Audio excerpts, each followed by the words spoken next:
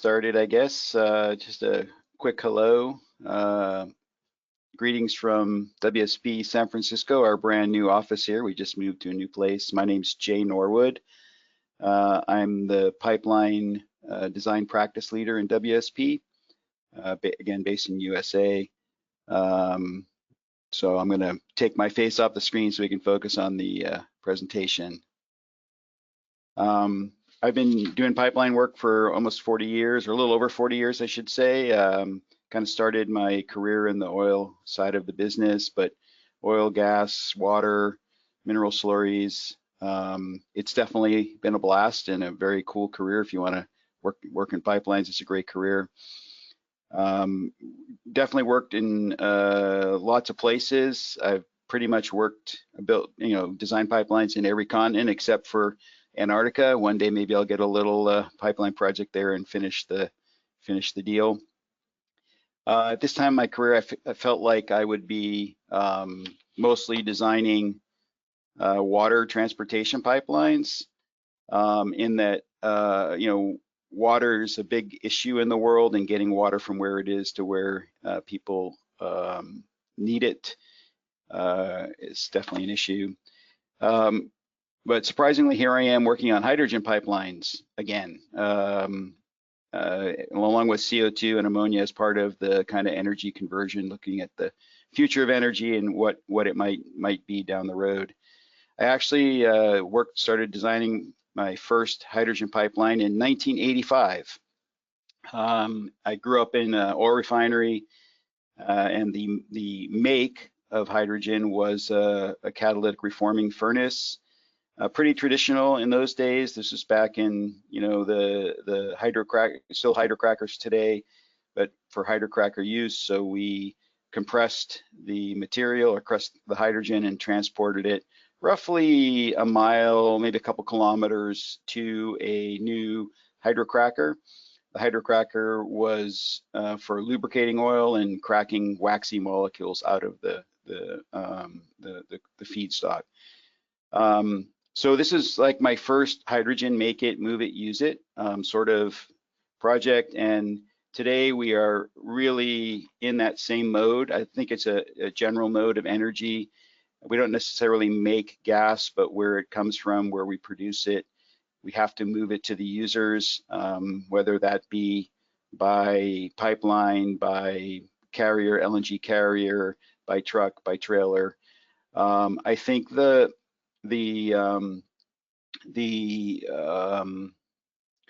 same with liquid hydrogen or liquid hydrocarbons. There's always a big transport component. Where it is not necessarily where people need it. And I think that's the same for hydrogen.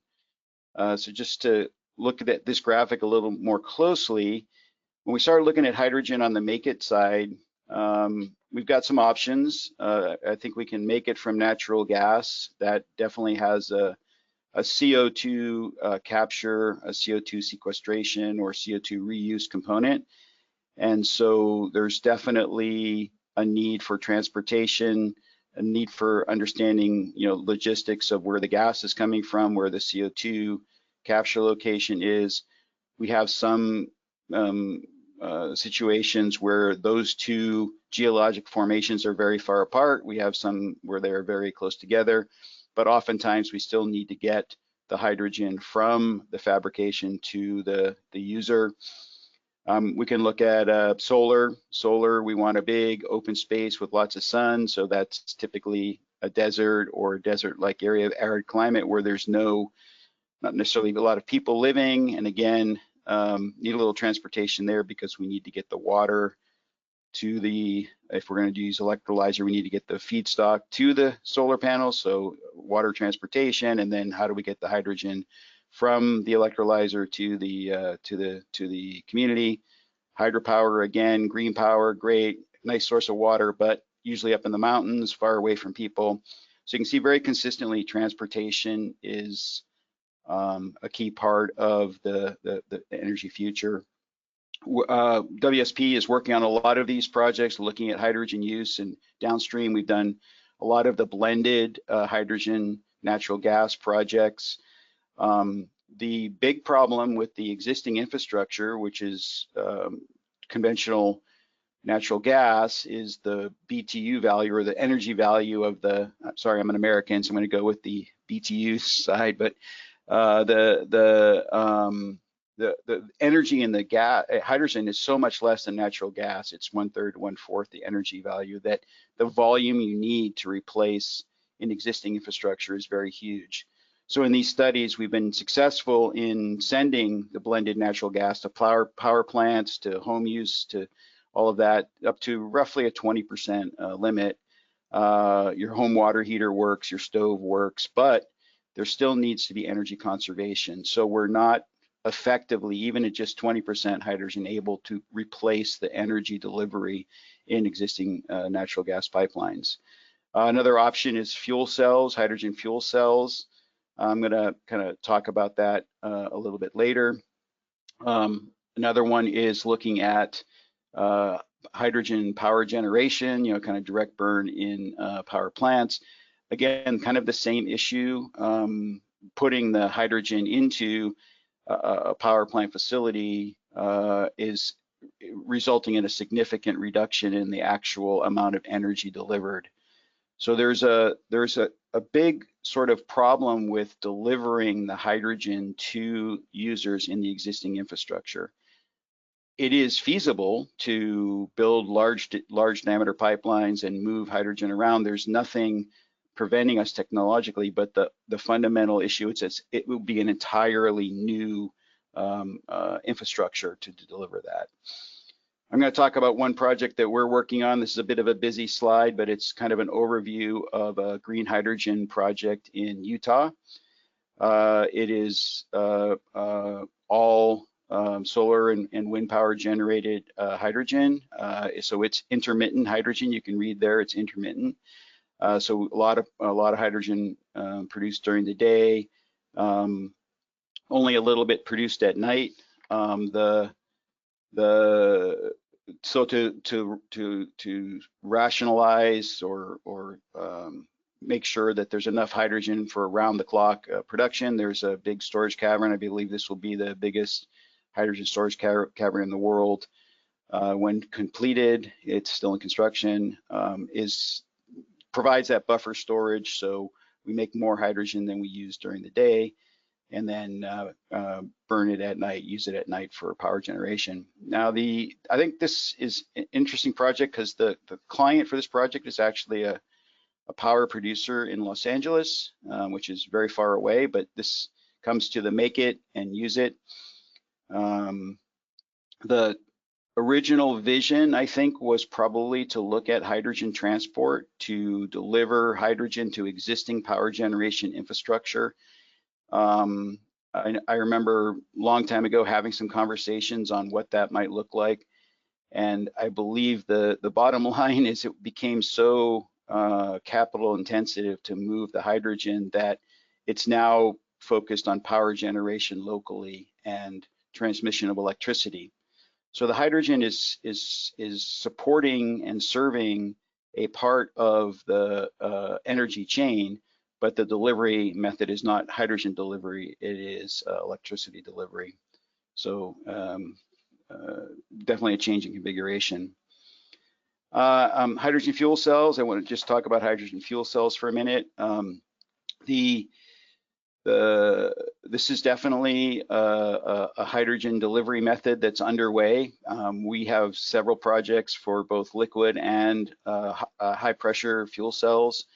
Most of the production facilities are relatively small. They have 2,000 tons a day, maybe 3,000 tons a day of production. Again, using green energy, mostly solar and wind, a little bit of hydropower to make these, make the hydrogen. The production is into containerized modules that are transported by rail or by truck to delivery centers for vehicles, mostly a little bit of train, but also cars and trucks, haul trucks. If you think about this business model, this is a lot like gasoline going to a gasoline station to fill your car or a petrol station to fill your car. The delivery system is a little bit inefficient when you think about electrification. Think about gasoline. It's produced in a refinery. It's delivered by a truck to a service station. You have to drive your vehicle to the service station to pick it up. So it's a little bit of inefficiency in the delivery mode. And if you think about the future of central energy production and electrification, where you can charge your car at home or work and not be going out of the way, we're probably moving that way. And I would see, you know, as I live in California, we're already passing regulations to eliminate gasoline-powered vehicles and diesel-powered vehicles. That electrification is definitely part of the energy future, and how hydrogen fuel cells fit into that is going to be interesting. I don't know that, you know, this is just, you know, my personal opinion. It's not fact, but I don't know that it's going to be a significant part of the energy future. It might be for micro power plants where you have small neighborhoods or areas that need to be powered, that maybe take LNG in now or compressed natural gas in now. There may be a market in those areas for, you know, microgrids, but it's going to be interesting to see how this goes into like vehicle transportation. So then just wanted to talk about ammonia for a minute. So ammonia, hydrogen can be very easily converted to ammonia.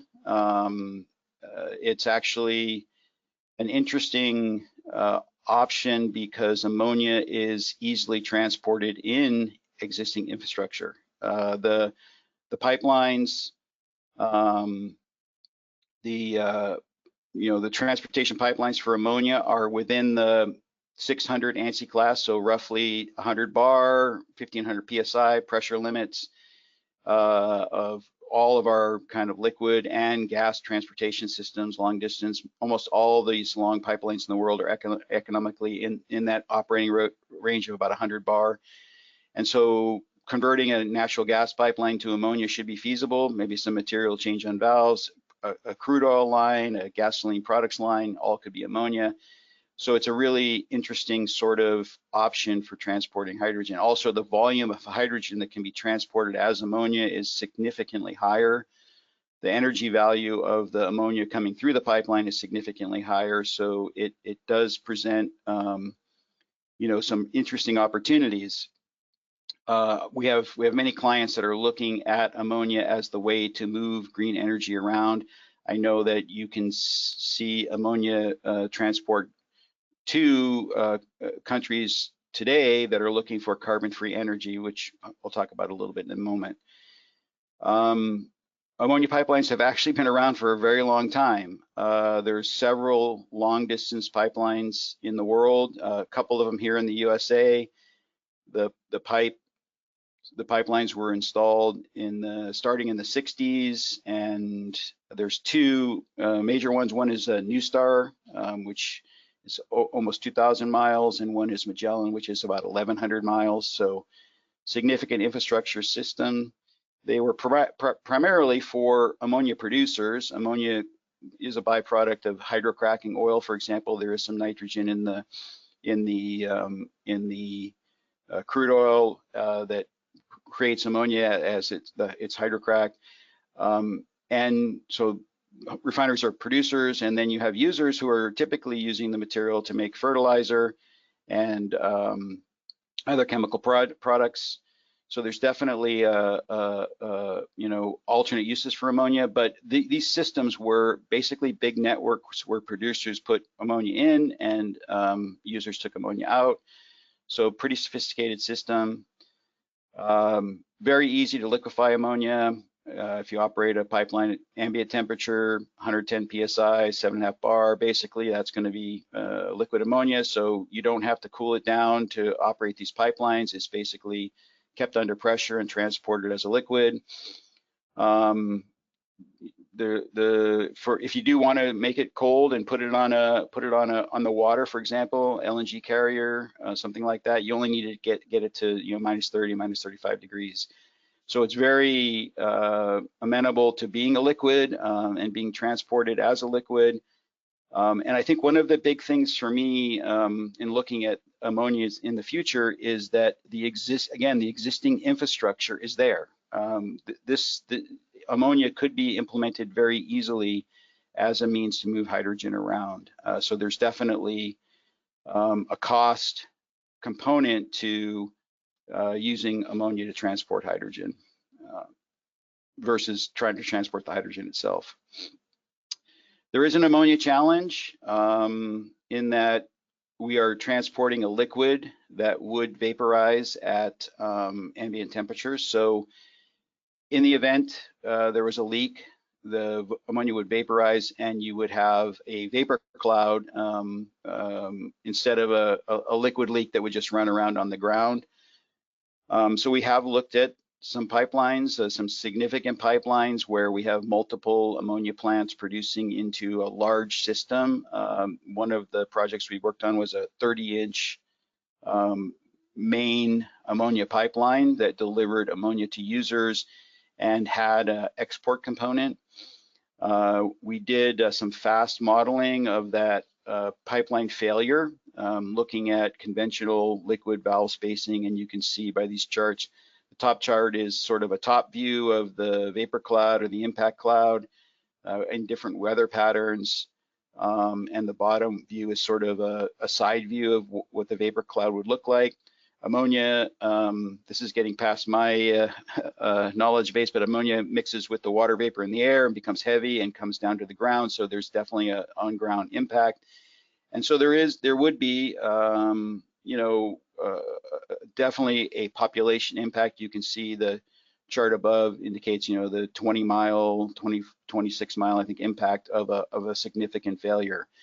So there would be, in a pipeline situation, the need to be developing alternate segmentation strategies, maybe some additional pipeline integrity, security, detection, early detection, to try to mitigate this risk, or also consider the pipeline routing and make sure that the routing is not to an urban area. So going back to the using ammonia in a power plant that's in downtown San Francisco is probably going to be a challenge, because getting the ammonia there is going to be a significant potential population impact. But maybe using it in a power plant that's in a remote area of California or Nevada or Arizona, for example, might have a better chance of being a good integrated solution. Similarly, ammonia is soluble in water. It's pretty reactive, so it's a pretty dynamic, let's say, interaction, especially for liquid ammonia and water. But also because it's soluble, the spills can't be collected and recovered. So if you think about an oil spill, there's an ability to recover the floating material. There is some that goes into solution in the water. There's some that's impossible to recover, but oftentimes you can recover a significant portion of the material that's been spilled. So the bottom line is, in both cases, ammonia has environmental risk. So it's not necessarily the silver bullet where we can use ammonia for every single transportation solution. And certainly we're going to have to do some pretty hardcore risk management in the development of the engineering solutions. So I believe the valve spacing used in this particular project was conventional liquid, which was 7.5 miles. So obviously, if we in a high risk area could shorten the spacing between the valves, we would have a much smaller potential risk in the event of a failure. So we could mitigate the gaseous migration. So definitely a design issue that needs to be addressed. So coming to the kind of the okay, what's the big takeaway? So I think ammonia is definitely part of the solution for hydrogen. I would love to be the guy building thousands and thousands of miles of ammonia pipelines all over the world. However, I just don't think it's necessarily going to be the final solution or the the only solution that's taken forward. I do think a lot of our future energy transportation is going to be in power lines. The electrification trend is very huge. We are seeing huge demand for more electricity from electrification of the economy, but also for increases from like AI data centers or huge energy sumps. So the transportation of electricity is going to be a key component, and trying to manage like the ACES project, a green energy center that has hydrogen as part of the solution, but maybe hydrogen is not being transported. I see that as kind of a likely scenario in many ways. But I still feel that there is a make it component where there's abundant green energy, but no users. And I'm going to use Western Australia as an example. So Western Australia currently exports a lot of LNG up to Asia. I think that with the desert conditions, the dry conditions, the high solar conditions, some wind conditions there, it would be an excellent producer of green electricity, but maybe way more than what could be used in the domestic market. So how would we deal with that? And we worked on a project that was looking at that very item, but they were considering transporting gaseous hydrogen. So developing an entire new infrastructure to transport hydrogen at a very high pressure, 3 to 4,000 psi, 2 to 300 bar, 200 to 250 bar. So custom-made tankers, custom-made facilities, super high pressure loading systems. And then on the other end, you'd have to have the same infrastructure for receiving the hydrogen. So I feel like that was going to be a challenge. But if you look at that same project that was set up to make gaseous hydrogen, and you converted the hydrogen to ammonia, suddenly you have an energy product that is transportable with the existing infrastructure. As I said, you've already got an LNG fleet that's regularly going to Western Australia for transportation to Asia. You can deliver it into pretty much the same storage infrastructure that LNG is coming into. I do believe that direct burning of ammonia in power plants is going to be in our future. We, again, a little bit outside of my area, but in talking about some of these project developments, our power team is definitely looking at direct burn hydrogen, and we know that the turbine manufacturers are looking at direct burn ammonia, rather, sorry, not hydrogen, but direct burn ammonia. And how do we manage that? And there's a belief that these turbines will effectively replace gas turbines and may even generate more electricity in some instances. So bringing it in and directly distributing it in a grid, again, to strategically located power generation, I believe that's part of the energy solution. Likewise, we've had some projects where clients are looking to import the ammonia and then putting it through a hydrogen cracker, and then the hydrogen product is then delivered locally. But that's something that those hydrogen distribution networks tend to be short, like less than 10 kilometers, 5-ish miles, where you're going from the cracker to industrial users, and not distributing the hydrogen to the entire city of New York, for example. It's really more domestic use or industrial use specifically. So in these situations, I think ammonia is definitely going to have a role. It's a way to, let's say, move electricity, if you will, from one location to another. And the ammonia distribution systems will grow and be used going forward. I think it's interesting. I encourage you to Google the NuStar, N-U-S-T-A-R, ammonia pipeline in the U.S., because this idea is already taken hold in many places. You can see this kind of old, 1970s, 50 years old, chemical pipeline is now being branded as part of our green energy future. So I can't claim that it's, you know, the ammonia transportation, ammonia pipelines are in any way new. I think it's just maybe sharing awareness of it as an alternative for, you know, your energy projects and management of moving a lot of energy effectively through a transportation system.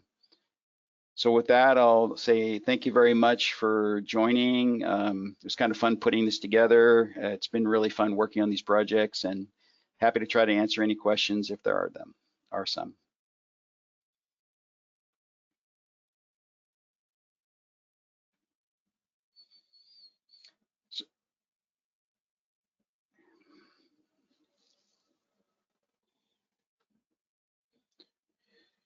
So, so there's a question here, why can't hydrogen be transported as water and extracted via electrolysis at the source? Definitely hydrogen can be transported as water. What we're finding is that, you know, the competition for water is pretty severe. I'll give you a little example. We're working for a mining company, and, you know, globally mining is trying to reduce their water demand because many of the places in the world are, you know, the competition with the community for water is really difficult. So projects in Chile, for example, it's so dry in some of their areas that they've banned water use from the ground or surface water for the mining operations. And so at the same time, the mining companies are trying to look at a green energy system, which is, you know, massive amounts of water to make hydrogen. And they're in a place where they need the energy, but there's just no way to get the water there. It's very cost ineffective, and the competition for water is very difficult. So you have a bit of a dichotomy. But wherever there's water and green energy, the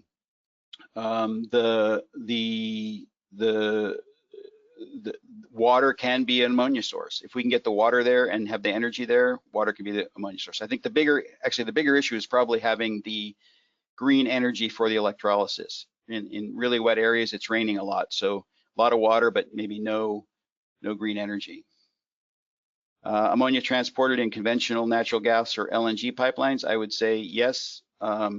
So we've looked at, you know, ammonia transportation in conventional natural gas or liquids pipelines because the pressure rating and the requirements for transportation, they're all in exactly the same range. There is a little bit of concern about very high strength steel in ammonia pipelines, so above X65. We are actually doing some material testing now on the X70s and X80s, so the higher grade steel pipes. But older pipelines that were built with X60 or X65, definitely we feel we can use those for natural gas. There is a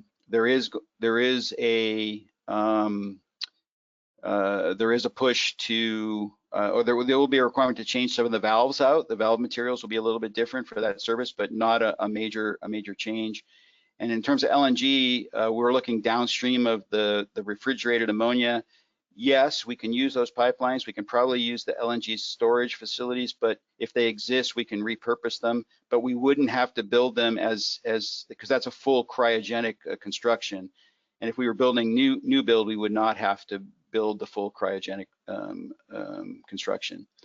But yeah, great questions. I guess we got seen a lot of them here. I'm getting the signal from Catalina that we're kind of at the end of time.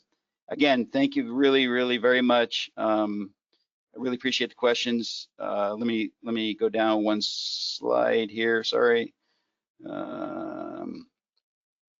So there's my email. Be happy to try to answer questions and chat about pipelines.